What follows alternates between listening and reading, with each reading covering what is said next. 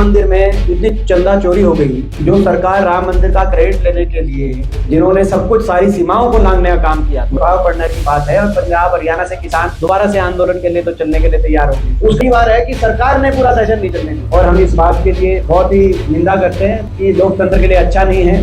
पिछले हफ्ते संसद का मानसून सत्र समाप्त हो गया, लेकिन जो मांग कर रहे थे पूरा देश सुनना चाहता था, विपक्ष की भी मांग थी कि गृह मंत्री जी उसमें जवाब दें। छात्रों के साथ, युवाओं के साथ पूरे देश में जिस तरह का सलूक हुआ, लेकिन जवाब नहीं मिला। और केवल उसी बात का नहीं, किसी बात का जवाब नहीं मिला, क्योंकि मीडिया में मैनेजमेंट करके ये बात आप लोग के समक्ष रखी गई है कि कोई एजेंडा नहीं हुआ और विपक्ष ने ये किया वो किया। लेकिन सच्चाई ये है, ऐसा नहीं है कि एजेंडा नहीं हुआ। बीजेपी के सारे एजेंडे पास हुए। जो बिल वो पास करना चाहते थे, माइंस और मिनरल्स एक्ट, जो आपको पता है कि एक दो बड़े औद्योगिक घरानों को फायदे पहुंचाने के लिए एक्ट बनाया गया, वो सारे एक्ट उन्होंने पारित कराए। 12 बिल्स संसद में सरकार लेके आई, 11 पारित हो और मात्र एक जेपीसी को गया है। वो भी आपको पता है किन परिस्थितियों में वो जेपीसी को गया है, वो जो FCRA फॉरेन कंट्रीब्यूशन को लेके जो बिल लेके आए। बहरहाल जो विपक्ष की तरफ से जो मांगे थी, किसी बात पे कोई जवाब नहीं। पहली मांग तो थी हमारी, जो हमारे नेता राहुल गांधी जी ने मुखर होकर एक बात रखी कि गृह मंत्री जवाब दे। कोई जवाब नहीं, आए नहीं, सदन में ही नहीं आए, ना गृह मंत्री आए ना प्रधानमंत्री आए। आखिरी दिन आए क्षणिक रूप से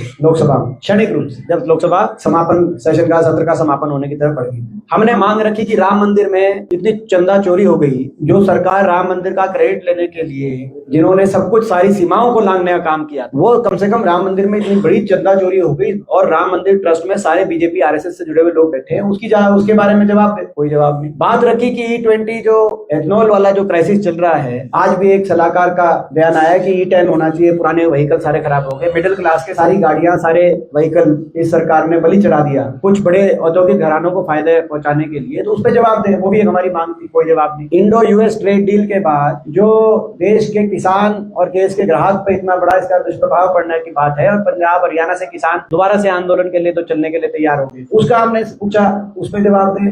ये विपक्ष के मुद्दे थे। मैंने जैसे कहा भाई 11 जो सरकार ने तो अपने बिल पारित करा दिए, तो ये हमारे जो विपक्ष के जितने भी मुद्दे थे, हमने हरियाणा प्रदेश की तरफ से इसके साथ साथ हरियाणा के प्रदेश के हम सांसद, आपने देखा होगा, हमने कॉमनवेल्थ खेलों को लेकर मांग रखने के लिए पहले प्रश्न लगा था, उसके बाद 377 का नोटिस दिया था, हमने नारे लगाए कि सब कुछ हम गुजरात में करा रहे हो, लेकिन अंदर उस बात पर भी सरकार ने ना कोई जवाब दिया। देश की संसद पूरा मानसून सत्र, सरकार की वजह से इस पूरे मानसून सत्र में विपक्ष का एक भी मुद्दा नहीं है। आप लोग को जानना इसलिए जरूरी है कि केवल सत्ता पक्ष अगर देश की संसद में चलेगा और विपक्ष का कोई विषय नहीं आएगा, तो उसमें देश के लोकतंत्र को कितना बड़ा नुकसान है। और आप लोग लोकतंत्र के पहले हो, विपक्ष का एक भी मुद्दा इस सेशन में नहीं आया। शायद 22 साल से देश की संसद में मैं भी सदस्य हूँ, इससे पहले एक मुझे सेशन याद है, एक जिसमें इस तरह की परिस्थिति आई थी, लेकिन वो सेशन कांग्रेस, उस समय UPA की सरकार थी, 2G स्पेक्ट्रम पे मामला विपक्ष की मांग थी उस समय कि JPC हो, और वो पूरा एक सेशन, विंटर सेशन नहीं हो पाया था। उसमें आधा सेशन में JPC की मांग थी और आधे सेशन में जो उस समय डिवीजन ऑफ आंध्र प्रदेश चल रहा था, तेलंगाना और आंध्र, वो विपक्ष की वजह से